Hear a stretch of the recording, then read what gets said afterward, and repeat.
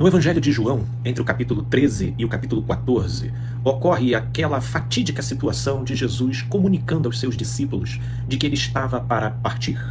No final do capítulo 13, Pedro tenta interceder por Jesus, perguntando para onde ele vai, dizendo que vai entregar a vida dele até a própria morte, se tiver que ser.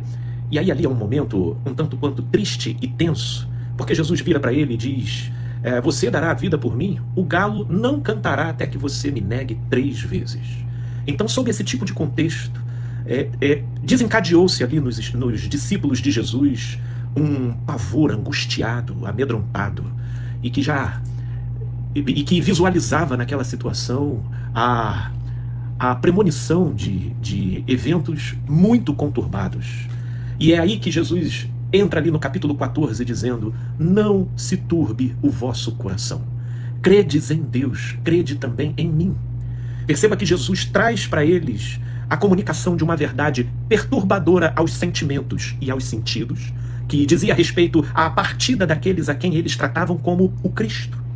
E a morte dele de uma forma totalmente contraditória à própria crença que os discípulos tinham acerca do que supostamente deveria suceder com o Filho de Deus, o Cristo enviado por Deus ao mundo. Jesus então subverte, desconstrói aquelas crenças, apresentando um cenário completamente contraditório e até absurdo. E naquilo em que o coração dos discípulos entra em estado de tensão e de turbulência, Jesus diz: não se turbe o vosso coração. Credes em Deus, crede também em mim.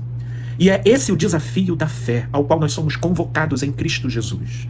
Porque muitas vezes a gente vivencia panoramas de vida onde um determinado cenário conturbado e ameaçador se impõe no nosso panorama futuro de vida.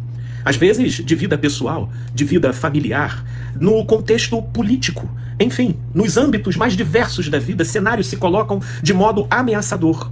E aí a gente vai tendo notícias, a gente vai vendo situações, a gente vai assistindo comunicações e mensagens. Todas elas apenas apontam na direção da turbulência, da morte, do risco, da destruição.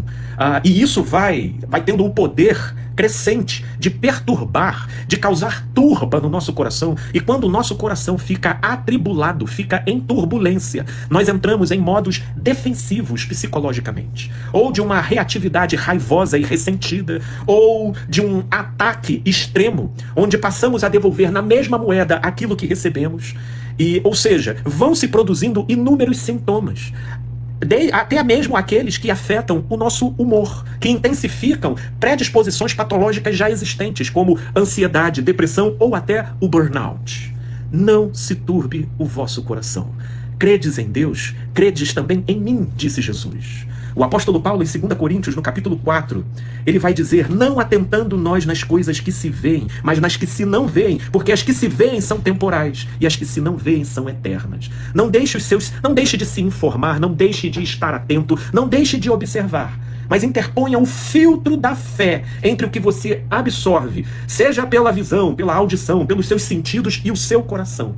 E que fé é essa como filtro? Fé no amor e na certeza de que todos os seus cabelos da cabeça estão contados, de que nós valemos mais do que muitos pardais, de que nada está desencadeado ou fora do controle dele, e de que em vão vigia as sentinelas se o Senhor não estiver guardando.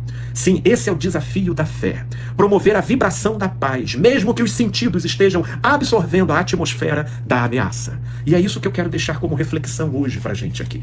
Porque cenários políticos, cenários do trabalho, cenários, por vezes, do panorama familiar, podem provocar na gente a subversão das nossas crenças e das nossas acomodações relativo à pressuposição de um futuro tranquilo, de um futuro pacífico. Mas não se turbe o seu coração. Absolutamente nada acontece à revelia ou de surpresa do cuidado e do amor de Deus. E é nessa certeza que a gente precisa guardar o nosso coração.